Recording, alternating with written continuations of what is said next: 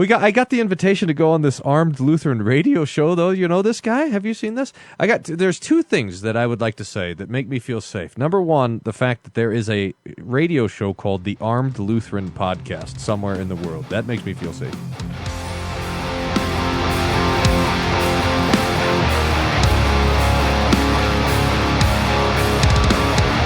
Bringing you law, gospel, and guns. This is Armed Lutheran Radio. Hey folks, welcome to Armed Lutheran Radio, a show about guns, hunting, competitive shooting, the natural right of self-defense, and what God's Word says about the issues surrounding gun rights and gun ownership. I'm your host, Lloyd Bailey, the Armed Lutheran, and this is episode number 487. Thank you so much for making Armed Lutheran Radio a part of your week this week. Sorry I missed you over the weekend, and this is running a couple of days late. But I did want to sit down and record my thoughts about a particular issue that I thought I would share my thoughts and get yours and see what you think about this topic. I hope you'll come back and listen again. Hope you'll go back and check out the back catalog, all 486 previous episodes, and I hope you'll stick around for this next episode, especially if you're a member of the Reformation Gun Club. Our online hangout is coming up. It's going to be this weekend's show. The hangout is on Friday night. And if you would like to be a member of the Reformation Gun Club, and if you would like to come join us for our online hangouts, help support the show, visit reformationgunclub.com, check out the website armedlutheran.us, and look for the big banner that says Reformation Gun Club. Click Contribute to the Mission. That will take you to Give, Send, Go, our crowdfunding partner. They are a Christian crowdfunding site, and they don't engage in any kind of viewpoint discrimination, which we like. They are Christian-based, and we like that, of course. And any amount you decide to donate is greatly appreciated, whether it's $1 a month, $1 a year, $100 a year, $100 a month. We appreciate every one of our Reformation Gun Club members. And thank you all for your support. Okay, what are we talking about today? What we're talking about today is something that you've probably seen in the news.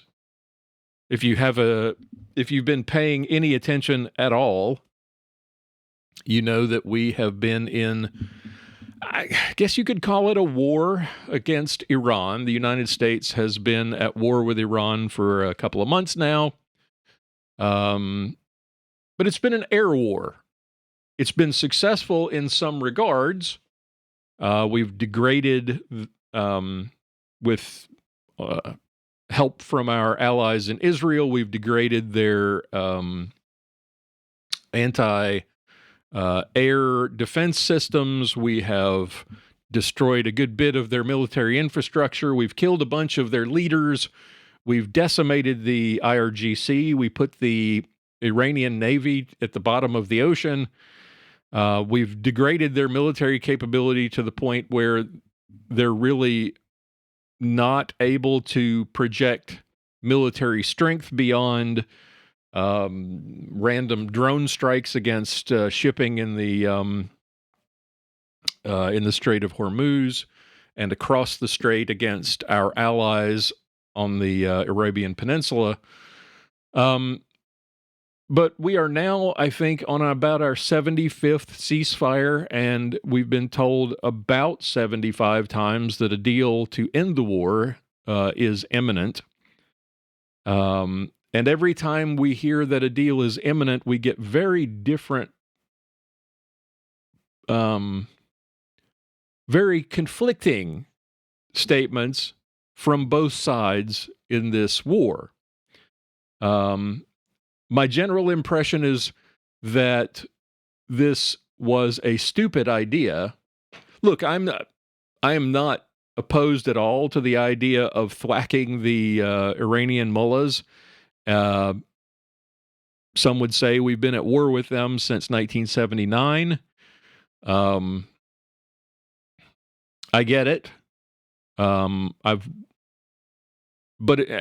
knocking them down a peg has been long overdue, something that many have wished was done many, many years ago.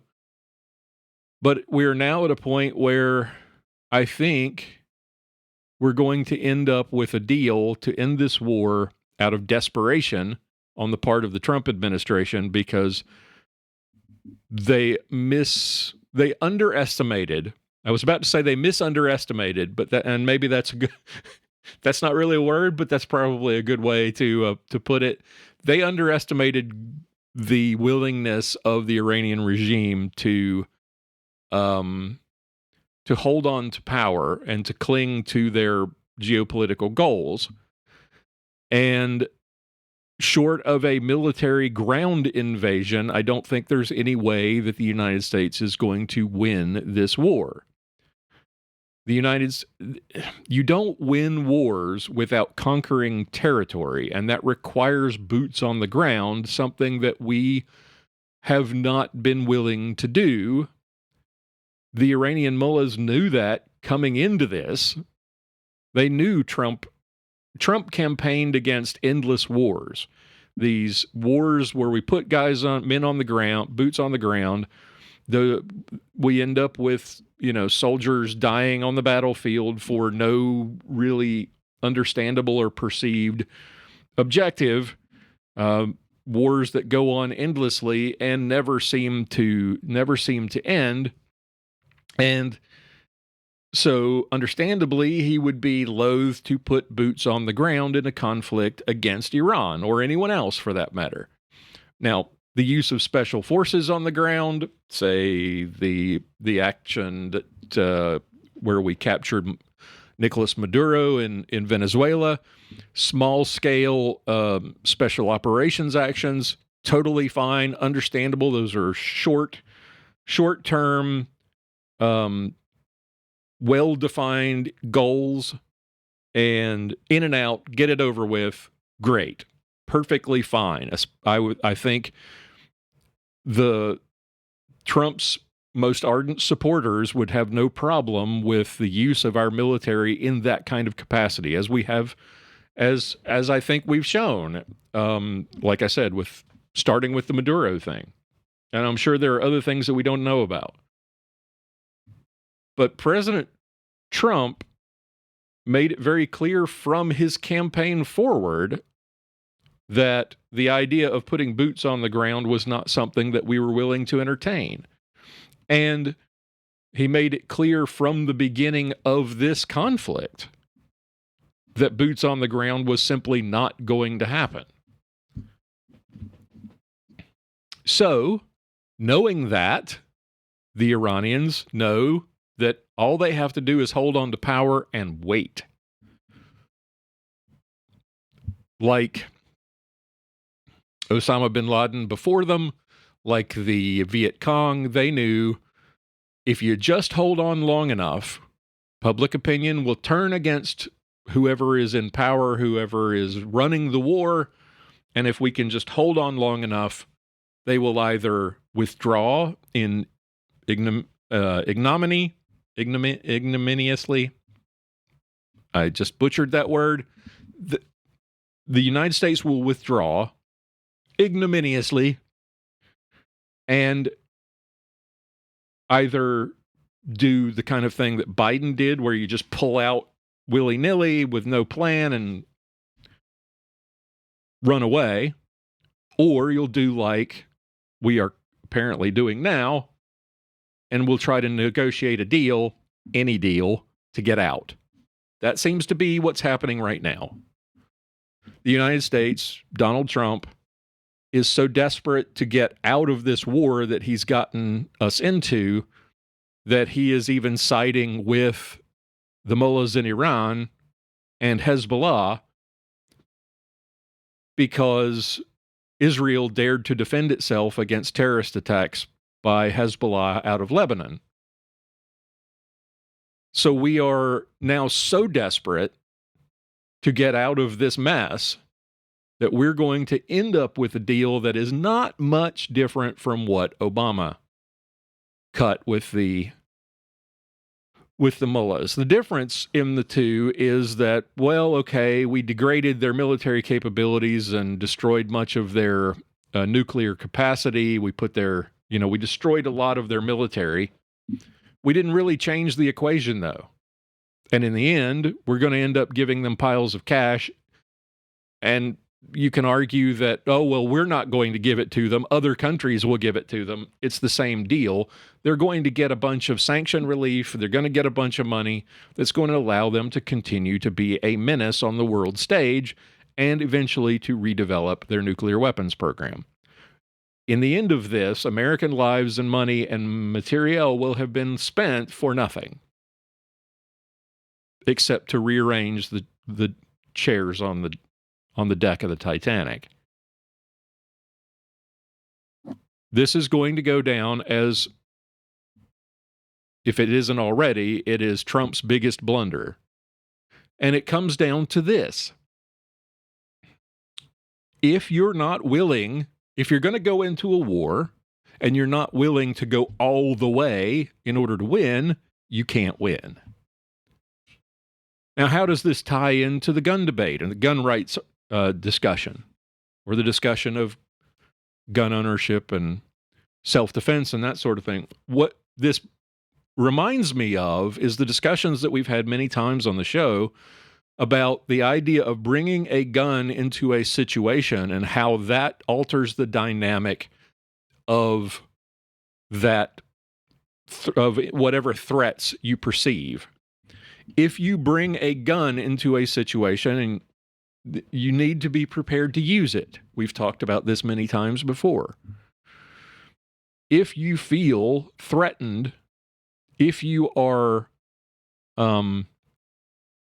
if you carry all right, let me back up a second. If you are concerned about your personal safety, or if you're concerned about the safety of your family and your home, and you decide, you know what? Getting a gun is a good idea. I want to have a gun for self-defense and for home protection. That is a great idea. But one of the things that you need to evaluate in yourself is your willingness to actually deploy that firearm and to pull the trigger. Because a gun's not a bluff. Remember back in, I think it was during the Obama administration, Joe Biden was talking about how you don't really need a gun. All you need is a shotgun, and you just rack the pump, and they'll hear that sound, and they will know that you mean business. The bad guys, he's talking about home invaders or people trying to break into your house. They hear you pump that shotgun, and they'll know, oh boy, there's something on the other side of this door I don't want to mess with. And they'll go away. That's really all you need to do. You don't really need, right? You don't really need a semi-automatic weapon. You don't really need a rifle. You don't need an AR-15. All you need is a pump shotgun, because the sound of the pump shotgun is enough to dissuade any bad guy. And this is a fundamental misunderstanding of how this sort of thing works, because Joe Biden never really lived in the world of reality. Spent his entire life in luxury and in the halls of Congress, protected by other people with your tax dollars. He never really had to live a real life. He doesn't know what the hell he's talking about. And then, in later years, you add on the senility, and, well, there you go. But at this time, he was still pretty much lucid. But it's a fundamental misunderstanding of how these things work and human nature. If you bring a gun to any self-defense situation, you had better be prepared to use it. Because you can't assume that the bad guy sees the gun and says, well, I don't want any part of that, and backs down. How many times, for example, have we seen a situation where I remember there was an episode that Pastor Bennett and I did, a critique of a news story where a guy came outside because in the middle of the night because some ruffians down the street were breaking into the neighbor's car. And he comes out with a gun and starts shooting at them. And they start shooting back. You insert yourself into, and the critique that we had about that situation was, here's this guy who inserts himself into this dangerous and potentially deadly situation, not knowing what he's up against, but he immediately goes to the gun first. Because the bad guys, the guys who were robbing the neighbor's car, trying to steal the neighbor's car, were shooting at him as they were retreating and running away. And at that point, you stand a very good chance of getting killed because you have now deployed a firearm into a situation that maybe didn't require it. Not saying he shouldn't go outside with a gun, but going outside and popping off rounds was not such a great idea. Not knowing what the situation is. Because had he just turned on the lights, maybe stepped outside and yelled, they probably would have... Again, this is assuming fundamentally that you understand, what the people you're up against are thinking. But shooting first and asking questions later is never a good idea. The situation in Iran is similar in that we're willing to bring a gun to this fight, that is the power of the United States military, but we're not willing to go all the way with it. We're not willing to actually put boots on the ground because of the potential political consequences for Trump and the Republican Party. He's not willing to actually go the distance to actually overthrow the regime. He actually hoped that the people in Iran, the everyday citizens who oppose the regime, that they would take their country back. Remember, he told them, here's your opportunity, take your country back. And that got 30 to 40,000 of them killed. Because the regime knew that if they could just machine gun a bunch of their opposition there in Iran, there was nobody from the United States military going to come and intervene beyond potentially dropping a few bombs. They knew that we weren't willing to go the distance. In a gunfight, in a self-defense situation, if you bring a gun to a dispute, you had better be willing to use it and go all the way. If you end up in a situation where, what's the word? Where retreat is the better option, where de-escalation maybe is the better option, or removing yourself from a potentially dangerous situation is a better option. Or, as we pointed out in a number of these cases, like the one where the guy's neighbor's car was getting broken into, or the Joe Horn situation. For those of you who have taken concealed carry classes in Texas, know about Joe Horn and his darn rootin' tootin' determination to intervene in a burglary going on next door.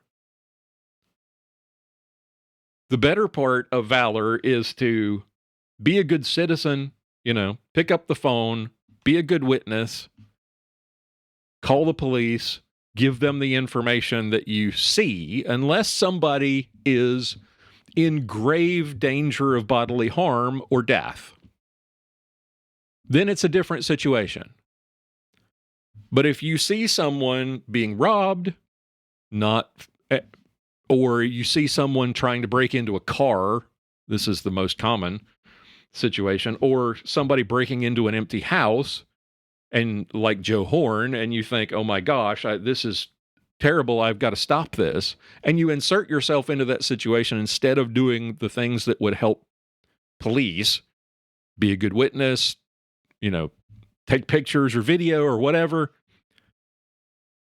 and you think that you've got to intervene with a firearm, understand that you may have to use that firearm to defend yourself because you've inserted yourself into that situation. There's the guy with the neighbor's car being stolen, steps out, starts shooting. Now he's got himself into a gunfight that didn't have to happen and probably wouldn't have happened. Definitely wouldn't have happened if he had stayed inside, taken video, called the police, reported to them what he saw, shared the information with them. Joe Horn, exactly the same thing, except Joe Horn did call the police and then ignored them when they told him not to intervene, and went ahead and went outside and confronted the burglars as they came out of the house, and then had to defend himself because they drew down on him and he had to shoot them. Now, if you think that shooting somebody and killing them over the theft of a car or breaking into an empty home is worth it, you might want to reevaluate your values because you're wrong. And you've got to recognize that doing what someone like Joe Horn did and involving yourself, making a gunfight, creating essentially a gunfight where one didn't exist previously, you're risking your own life in getting into this situation because you don't know what the intentions of the bad guy is. He or she may decide to pull a weapon on you because they don't want to get caught and they want to get away. Now, what do? If you pull a gun out and say, don't run away because I've got a gun, what do you do if they run away? What do you do if they come after you? Now you've got a situation where you may have to take a life or you may lose your own when you were better off doing something else. And that is the parallel that I just kept thinking about as we watch this endless parade of ceasefires and we've got a deal, it's going to be wonderful, and we don't have a deal, and now we're fighting again. When it comes to Iran, we've gotten ourselves into a situation where we underestimated the willingness of the regime in Iran to stay in power.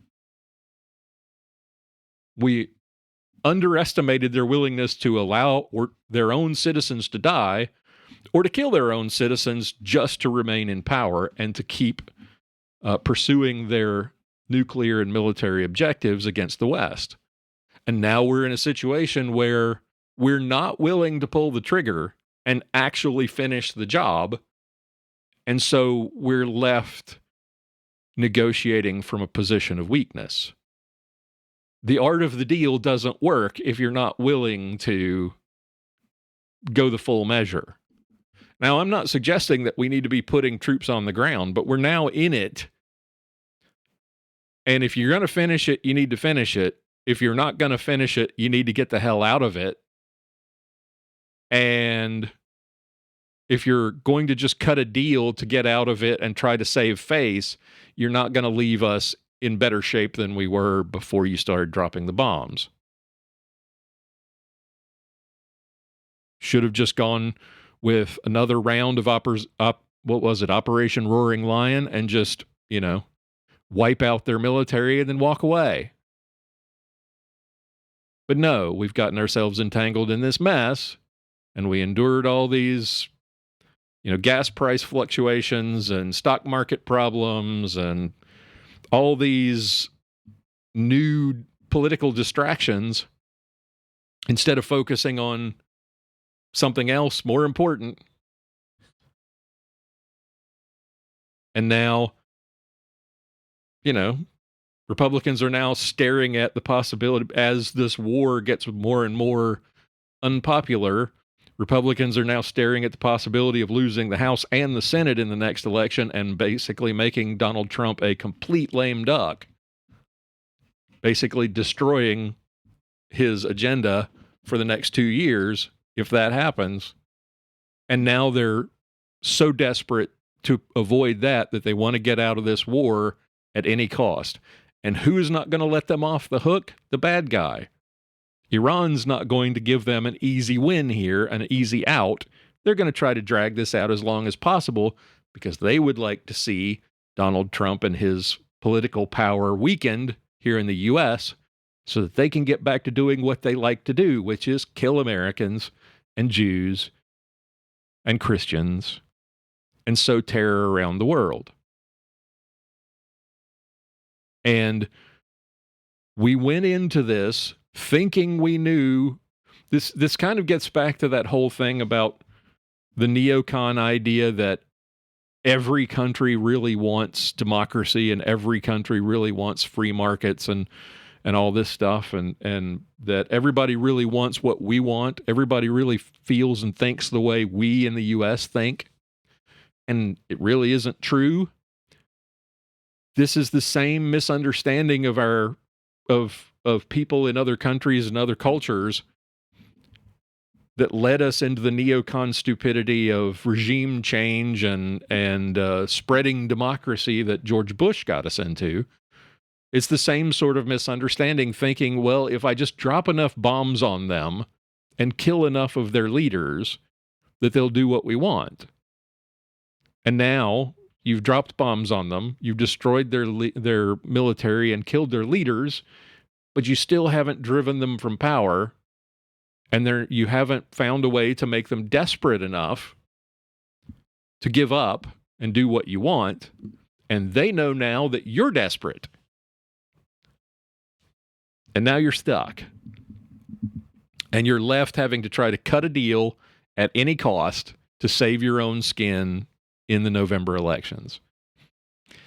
Yep. Good job. Nicely done. It's exactly the same as the situation we talked about a moment ago, the kind of fundamental misunderstanding of what you're up against. You think that you can step out on the porch with a gun and confront whoever it is that's messing around in your yard or trying to steal your car, and that you won't end up in a situation where you have to pull the trigger and kill someone, when you could have just picked up the phone and been a good witness, recorded or taken pictures or whatever, and let the police handle it instead of risking your own life. It's that same fundamental misunderstanding of your own power and of the situation that you're faced with is writ large in the Iran war. If I just go out here and wave my gun around, this guy will go away. Well, what if he doesn't? If I just rack the slide of the shotgun, the bad guy will go away. What if he doesn't?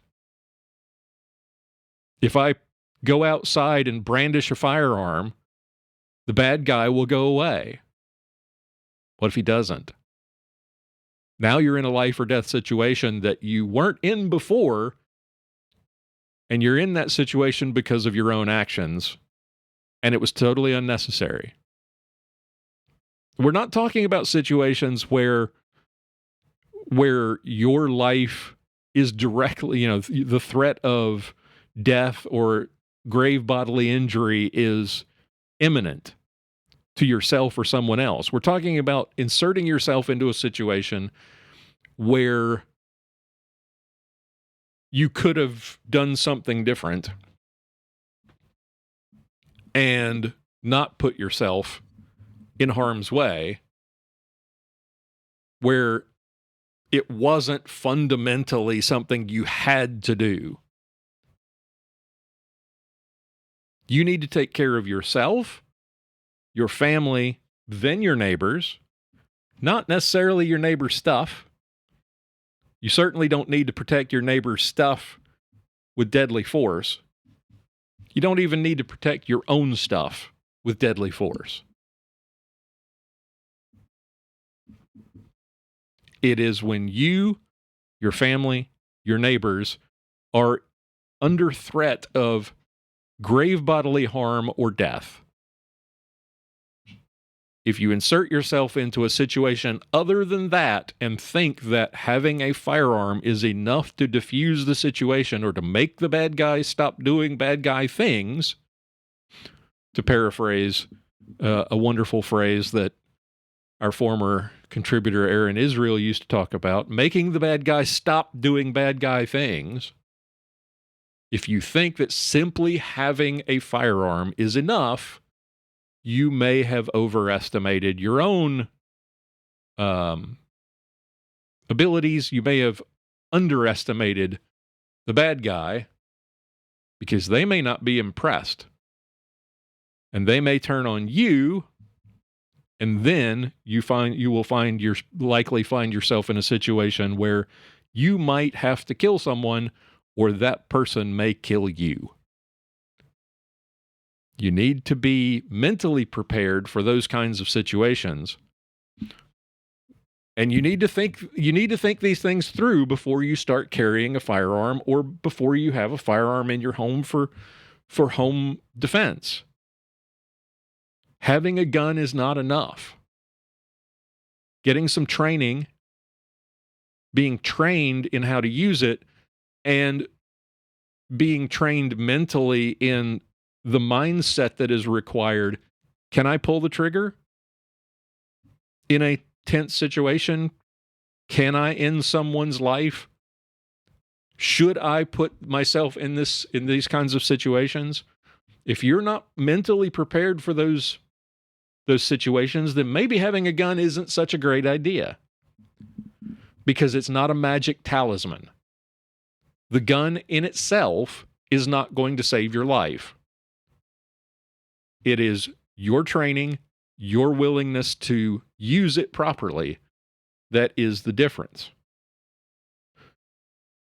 And it doesn't matter. It's the same goes for global military operations. If you're not willing, if you haven't considered all the possibilities, and you're not willing to go to that next step to actually pull the trigger and end the threat, then maybe you shouldn't go there and get involved at all. Maybe you should have done something different. Anyway, that's what's been on my mind as we go through our 125th ceasefire in the so-called war in Iran. If you have any thoughts or any comments or any questions or any complaints, if you don't like my ideas, that's fine. Everybody has their own thoughts and opinions about these things. I would like to hear them. I would, as long as you're civil, I would love to hear your opinions and your thoughts. How do you approach this question of when is it the right time to get involved in a situation that might involve lethal force? What do you think about that? I don't really want to get into everybody's opinions on the Iran war, but if you would like to share them, great. I'd love to hear it. But let me know what you think. That's all I'm saying. I'll cut to the chase. Be sure to tune in this weekend. The next episode is going to be our online hangout for June 2026. That's going to be episode 488. We're well on our way. We've got about 12 more episodes before we get to 500. And thank you for continuing to join me on that journey. Till we get together for our online hangout this weekend, keep shooting, keep praying. We'll talk to you next time. For show notes, be sure to visit our website at www.armedlutheran.us. Check out the Facebook page, The Armed Lutheran, or join our Facebook group, Fans of Armed Lutheran Radio. If you like what you hear, please leave us a comment on our feedback page at armedlutheran.us/feedback, or a review on iTunes, and let us know what you think. Thank you for listening to Armed Lutheran Radio.